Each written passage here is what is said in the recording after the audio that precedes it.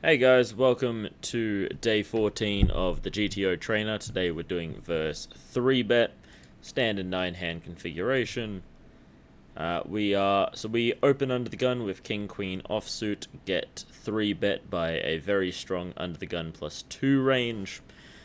When they're 3-betting from under the gun with so many people to act behind, and also they're 3-betting a very, very strong under the gun +1 range, King Queen offsuit will be a fold. I'll be interested to see whether or not King Queen suited. Hang on. So yeah, so as we can see here, hang on. Why is it not showing me? Here we are. So King Queen, yeah, okay. So King Queen suited is going to be all three options on the table mostly still a fold though, but then also a 4-bet at some frequency. But then, yeah, King Queen off pretty much just dominated issues. If you look at on the right hand side, the under the gun +2 range, pretty much King Queen offsuit is going to be dominated by a majority of that range, and even folding queens at some frequency as well to that 3-bet, given how strong their range is. And then, but we are calling with our small frequency suited connectors that actually play pretty well up against this under the gun +2 range, mostly because yes, they do have still a little bit of board coverage here, but it's a lot less likely, and we'll be able to hit flops that they won't, for example. What's overall frequencies? Yeah. Moving on to the next hand. So we open on the small blind with pocket tens. We get 3-bet by the big blind. Big blind incentivized to call in a lot of situations, or just check on a lot of situations. It's going to be a little bit less considering they're up against the small blind. However, the small blind would have a very, very strong raising range here, mostly because we're also not incentivized to be raising a lot either, considering that we're going to be acting first post-flop, and then we also still have the big blind act behind. So we're going to have a pretty strong range if we're raising. They're going to have an even stronger range if they're going to be 3-betting us. Yes, there's going to be some bluffs in there as well. I'm assuming we're going with more of a 4-bet or fold strategy would be my opinion. So I reckon it's sometimes a fold, sometimes a raise. I'm going to lean towards fold, however. Nope. Yep, raise. So yeah, playing a 4-bet or fold strategy. If we look at the overall frequencies here, so yeah, pretty much. So we do have some calls here with our suited hands. So yeah, all of our suited hands that we're going to be raising, they're going to be calling. A little bit more equity is what I'm assuming. And then pretty much all of our offsuit hands and then some of our real top of range stuff, they'll be 4-betting. So that makes perfect sense to me. So yeah, just a pure raise there. That's fair enough. Hang on. Oh, shouldn't have shown that. So we open hijack ace-10 offsuit, facing a cutoff 3-bet. Folds back around to us. I did get a glimpse of it. I know it is, but I would have already said it was a fold anyway. Pretty much folding here due to outkicked a lot of occasions. One of those hands that's going to get you into more trouble. You're going to be led to overplay a hand on a lot of situations, such as you hit ace top pair, which looks really good, but in reality, you could be put in situations where you could lose a big pot, for example, when you're getting outkicked. So just one of those hands that's going to get you into a lot of trouble due to that being outkicked, being very polarized, going to get easily bluffed off hands, especially because we're out of position as well. Mostly because a lot of the situations will be we check to them, they bet, we miss the flop, we're most likely going to fold. So very easy to get bluffed off in a lot of situations, even if we have the best hand. For example, we have ace high, they have king high, something like that. But very easy to get bluffed off in a lot of situations when we're playing heads up out of position. With a polarizing hand like this, and even when we do hit, that majority of the time leads us to losing a big pot due to being outkicked and overplaying our hand. We open under the gun with ace-8 suited. We get 3-bet by the small blind. This is going to be a snap fold. Small blind's going to have a very, very strong range here. They still have the big blind to act behind. They're 3-betting an extremely tight and strong under the gun range. So still have the big blind to act behind. They know that they're going to be playing heads up out of position. They could even be stuck with 2 players in position to them as well. The big blind decides to complete because they'll be incentivized with a lot of hands here due to the pot odds. So it's going to be a very, very strong small blind range if we look up here on the info section. So yeah, if we look on the left-hand side, that's what your small blind is looking at. Mostly because if you look on the right-hand side, we just have an extremely strong opening range, as we know, with the under the gun. So when they're 3-betting, especially due to them being in the small blind and having to act out of position, this is going to be an even stronger range than even when we're getting 3-bet by other positions that may be in positions that might give them a little bit of a wider 3-betting range. But because the small blind is going to be out of position to an extremely strong under the gun open, their range is going to be even stronger. So we start to fold a little bit more. Pretty much, if we look over here, we're folding tens at a lot of time, folding tens a lot of time, folding jacks a lot of the time. All options on the table for queens, even folding ace king off some of the time. Mixed strategy with ace king suited. Kings is even only just flatting some of the time. Ace queen, a little bit there, a little bit of ace 10, a little bit with ace jack. I'm assuming these are all just to kind of balance out our 4-bet bluffs or balance out our calls in this situation. So yeah, same with nines down here. We are calling with our post-flop potential hands, so suited connectors that have a lot of post-flop potential due to us being in position as well. So that really incentivizes us to complete with those as well, with the added pot odds as well, and these probably play the best against the small blinds range. No chance of being very little chance rather of being dominated. Board coverage on low boards, and the chance to win a really big pot with implied odds. For example, if we flop a straight, they've got an overpair, we can get a lot of money out of that. So really incentivized there with the implied odds as well, because you're most likely going to get paid off in a lot of situations. Moving on to the next hand, we open King 6 suited in the low jack, get 3-bet by the big blind. Big blind's going to have a very, very strong range here when they're 3-betting instead of just completing, which they're very incentivized to do with a lot of their weaker hands, so they're going to be 3-betting with a pretty tight range. King 6 suited is one of our bluff openings to try and balance our low jack opening range, so this is going to be a snap fold. Look at the strategy tab over here. So yeah, pretty much only really calling with top of range, even folding tens of frequency here, just due to, as you can see on the left hand side, how strong the big blind's range is here. So yeah, they're not going to be opening, or correction, 3-betting too wide at all, just because they're playing heads up out of position. They're very incentivized through the pot odds just to call and complete with a lot of their hands. So when they do 3-bet, it's going to be a very tight and very strong range.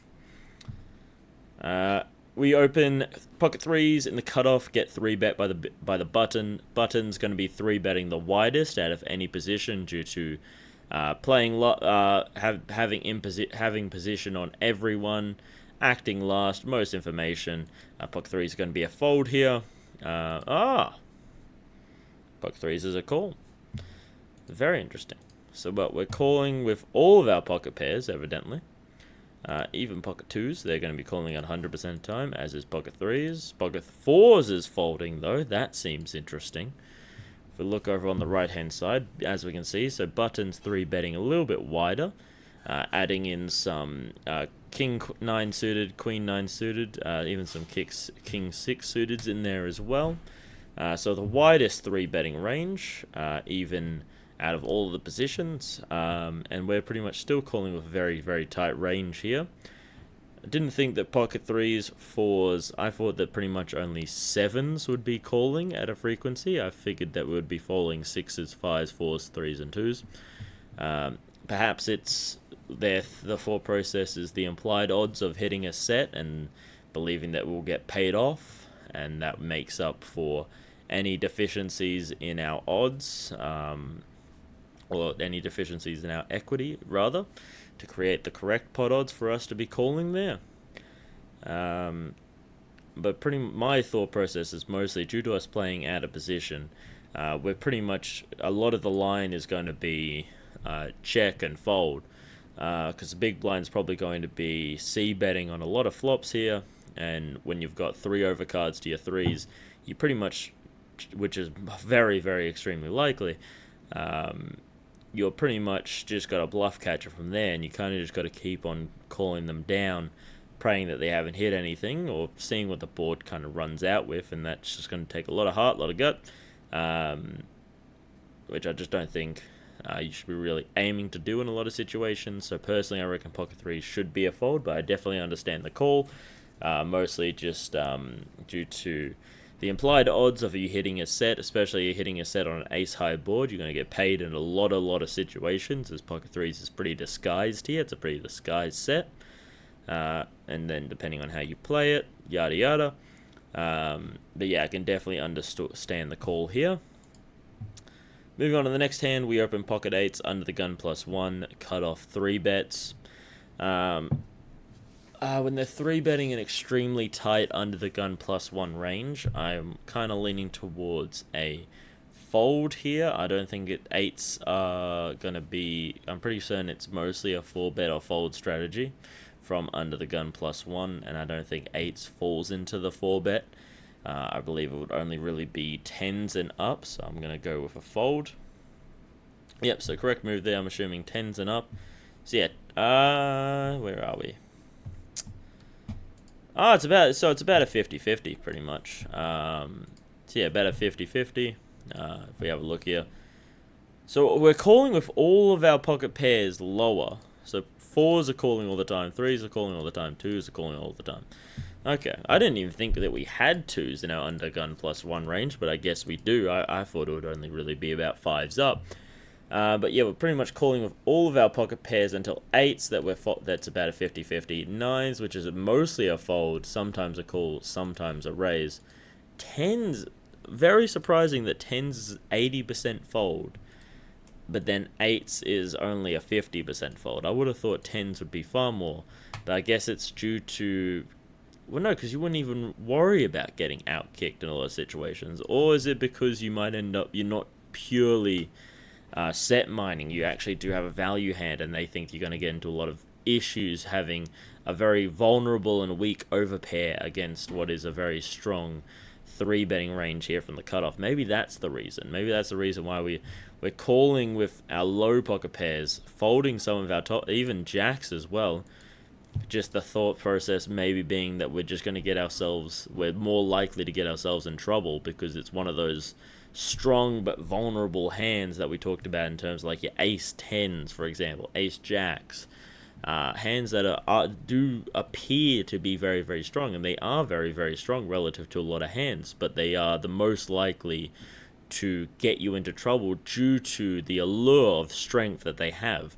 You know, you look at those hands, you feel very strong with them, and then you might get attached to them and you end up losing big, big pots by overplaying what you perceive to be a strong hand, but then can still be weak relative to what the range of your opponent is. So I guess the idea here is we're more likely to lose a big pot and play incorrectly with jacks than we are to lose a big pot and play incorrectly with 6s, because 6s, the majority of the time, we're just going to be check, fold if we don't hit a 6, or if we hit a 6, win a big pot. So there's a lot more EV there, I'm guessing, mainly. So let's look at the EV. So yeah, so they're saying like all these low pocket pairs, high EV with a call, whereas our 10s pretty much no EV at all, jacks no EV at all either. So I'm guessing that's probably the thought process behind the GTOs, to say like, oh, if I hit my 6, I'm going to win a really, really big pot with my disguise set. But my jacks are most likely going to kind of break even in the long run, because the amount of pots that I'll win versus the amount of pots I'll lose kind of cancel each other out, because there's a lot of instances where you may overplay your hand due to the allure of strength that it has, get attached to it, lose, like have an overpair of jacks and then lose to queens, kings, and aces, lose a really, really big pot there, because a lot of people can't really fold an overpair in a lot of situations, and that's probably why these hands have so much EV, because it's very difficult to fold the overpair. When your opponent hits a set, you feel like you're fantastic, you're doing great. With your overpair, you lose a really, really big pot. So I guess that's probably the thought process with calling with your low pocket pairs, and then you start to fold with these strong but vulnerable pocket pairs, I guess is the thought process. Moving on to the next hand, well, we've seen it. But next hand, we open hijack with 10-9 suited, get 3-bet by the big blind. As we talked about before, big blind's going to be 3-betting with a very, very strong range. 10-9 suited, I'm surprised it isn't, I'm assuming it would at least, yeah, so it has some call. So 10-9 suited, really nice hand, I reckon, just because of that suited connectivity, playability, post-flop, and the opportunity to win a really, really big pot. So that's probably why it's got a little bit of a call, even up against a really strong big blind range. But probably we're more, if we have a look here, I'm assuming... Nah, so we're not even... Wait, so where are we? So yeah, we're hijack over here. So if we go strategy, sorry. So yeah, like for example, 7-6 suited, that's calling at 100% frequency. 6-5, that's a 50-50 in favor of a call. But then yeah, 10-9, just a little bit of a sliver. Same with Jack 10, Queen 10, Queen Jack. Guessing, because like for example, with our 7-6 and our 5-6, far less opportunity to be outkicked, for example, far less opportunity of hitting top pair and thinking that it's really, really good. So less chance to overplay your hand and overplay your hand's strength, essentially, of going like, oh, I've got top pair, but with a 10 kicker, you're more likely to, like, for example, let's say you got a top pair of a 10, sorry, and you got a 9 kicker, you feel far more confident with that top pair than you do if you hit a top pair of a 7 and you've got a 6 kicker. You'll feel far more vulnerable with that, most likely, and be far less likely to lose a big pot by overplaying that hand. So I'm guessing that's probably the thought process there.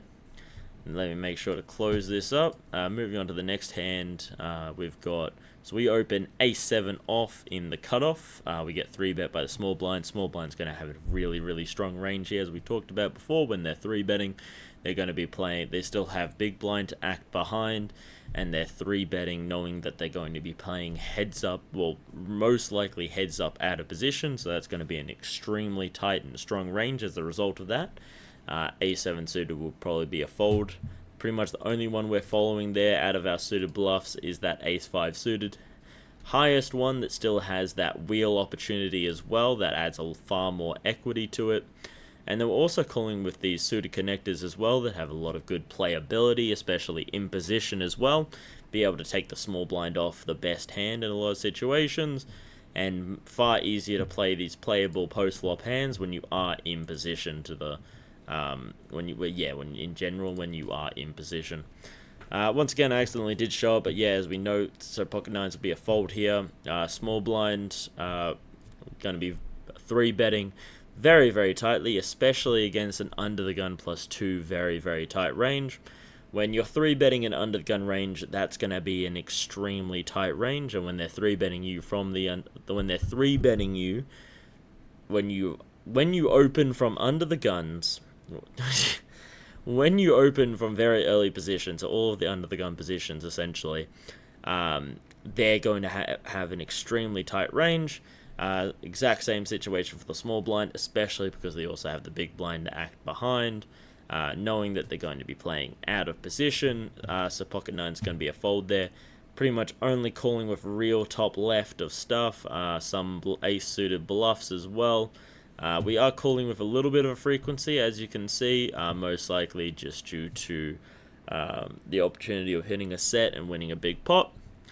Moving on to the next, there's our 10 hands, so 10 hands, 10 moves, 66% GTO score, 8 best moves, 1 wrong move, 1 blunder.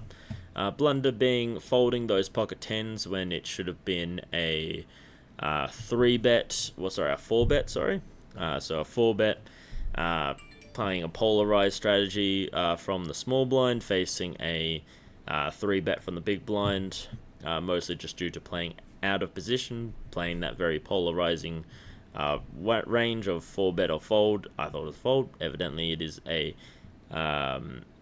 not too strong to fold, so it's going to be a 4-bet. That makes perfect sense to me. And then folding the pocket threes to the button 3-bet. The assumption with that one is due to the expected the implied odds of hitting a set. You can expect positive EV in the long run due to having the button having a strong range and the opportunity to win a big pot, and the belief that you will get paid off should you hit your set as well, and it's a very disguised set as well. Beauty. So I hope you guys learned something today. Take care, have a good one, and play well.